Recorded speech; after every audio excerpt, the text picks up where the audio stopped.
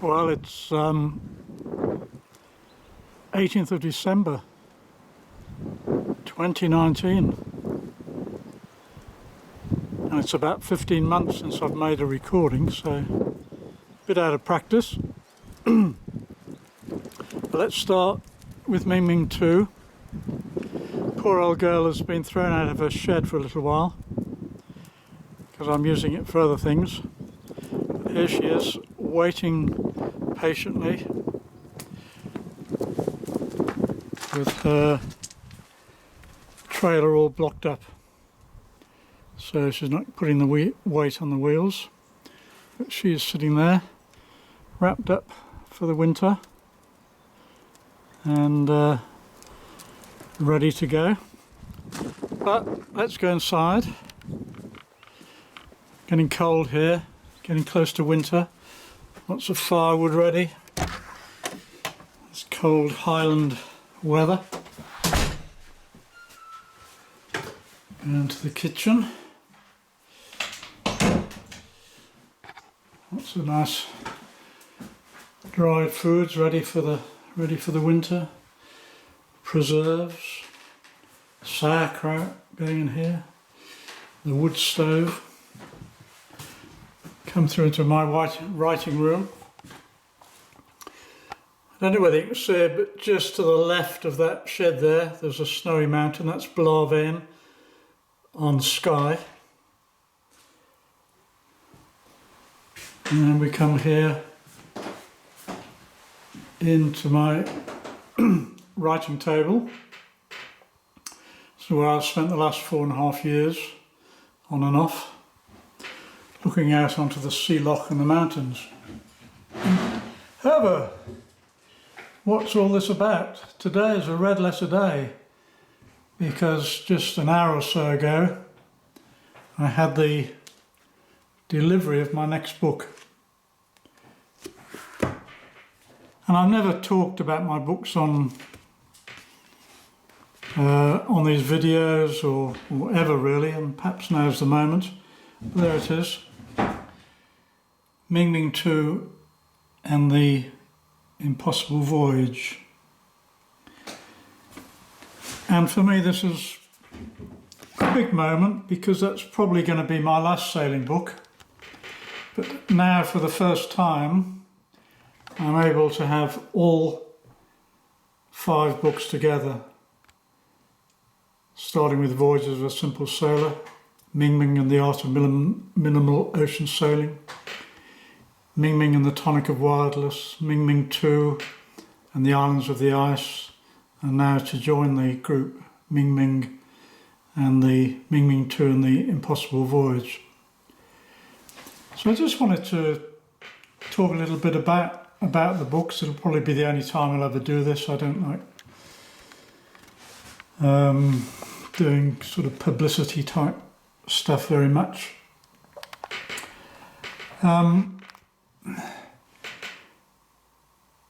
But for me it's an important moment because these 5 books are one of the backbones of my life. They start the first voyage in the first book. It was 1971. The voyage in the last book is 2018. So that's covering 47 years of intermittent sailing, covering both the sailing and what I feel about it. And in terms of what I've done over this time, the books are an integral part of everything else. I've said it in writing that I really view what I've done over the years as a sort of 3-part thing. The preparation of the boats, followed by the making of the voyages, followed by the writing of the books. And all those things are very, very closely interconnected, both as a creative act and also in the way that I've approached them. in the same way that I've created my own boats as much as is humanly possible, including building ocean-going yachts from scratch, as in Rock, which is in the second part of the first book. But also sailing in my own particular manner, which is probably fairly unusual, but it's the one I want to, it's the manner that I want to sail in. And then finally writing the books as a very personal expression. I've never written these books with a view to being extremely popular or something like that. Whenever I write the books, I as with everything else, I do it in the way that I feel I have to do it. I don't think about readers especially. Maybe that's a fault, but it's there's nothing contrived for the sake of readership. There's nothing contrived for the sake of fashion. What I try to do across the building of the boats, the making of the voyages, and the writing of the books is to maintain some very, very deep level of integrity, if that's at all possible. And it's been a very big journey writing these books. I remember very well in 2006 when I started with Voyages of a Simple Sailor, and one day, almost on a whim, I suddenly had to write, and I started writing the book, and I absolutely didn't dare finish. I was terrified that if I stopped writing, that I wouldn't be able to take it up again.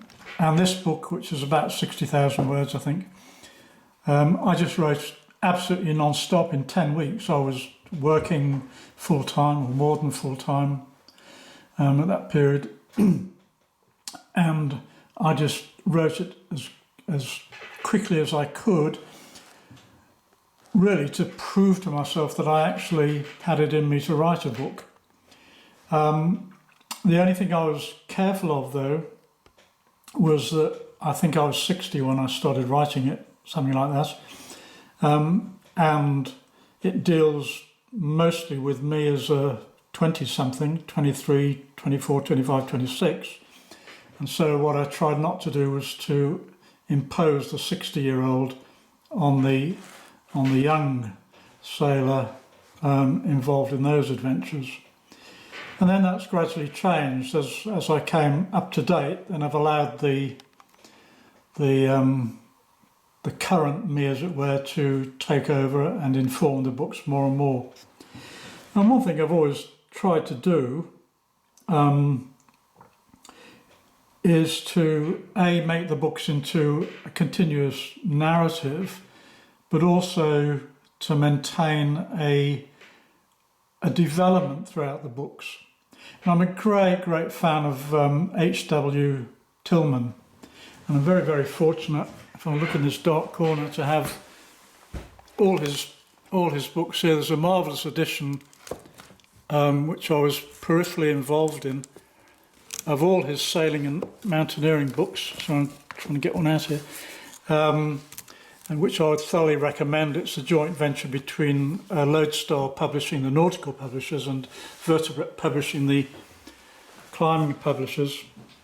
I was very honoured that some years ago I wrote a piece off the cuff on my website, and the publishers approached me a long time after that, when they were preparing this edition, and asked if they could use that piece as a introduction to one of the books, which of course I agreed to.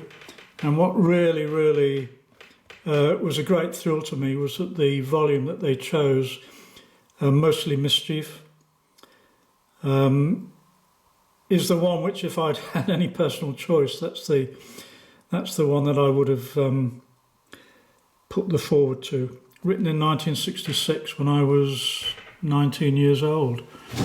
So anyway, I have a great respect for Tillman here in every possible way, But one thing I do find about his books is that it's very difficult to get any sense of development in him as a person or a writer.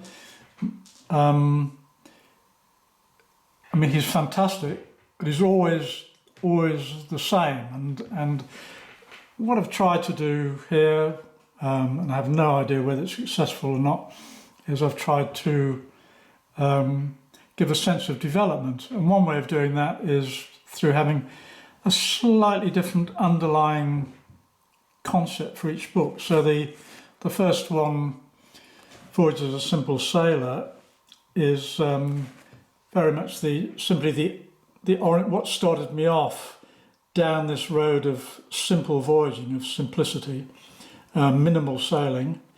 So that was really the basis of it, and that was fundamentally in the first story when I nearly lost my life as a 23-year-old. Then the next one, Mingming and the Art of Minimal Ocean Sailing, is kind of looking at the techniques themselves and the philosophy itself of simple sailing, minimal sailing. Then we start to get, I think, with Mingming and the Tonic of Wildness, is, I think the accent probably more is trying to figure out why one wants to do these things, with a particular reference to the Tonic of Wildness, which is a quote from Thoreau. It's the regenerative force of nature, of wilderness, of remoteness, and so on. And then as we've progressed, I suppose with the last two books, I've allowed myself the luxury of letting much more of my more general personal philosophy of life and so on creep in. One thing I would say, if anybody ever does want to read these books, I'd make one plea: start at the beginning and do them chronologically. If somebody were to just buy the last book and read it, there probably would be a lot of times when they say, what's all this about? What's going on here? Because what I never want to do is to kind of start all the explanations again all through the book. And there are a lot of recurring themes which gradually develop, little themes, leitmotifs, little ancillary characters who gradually make their appearance and become more important as the books progress. So it's almost a continuous narrative, both chronologically and, I suppose, to use a rather highfalutin sense, in a literary way. And it would, or they would, I think, stand together as a single volume quite happily. Maybe that'll happen one day. I don't know. Anyway, I have to say I'm probably unlikely to write any more sailing books, so that's it. That's my lot, but I'm very, very satisfied with having produced these books. I'm busy on other projects at the moment. I'm translating French maritime literature, and I'll probably talk more about that at some other point.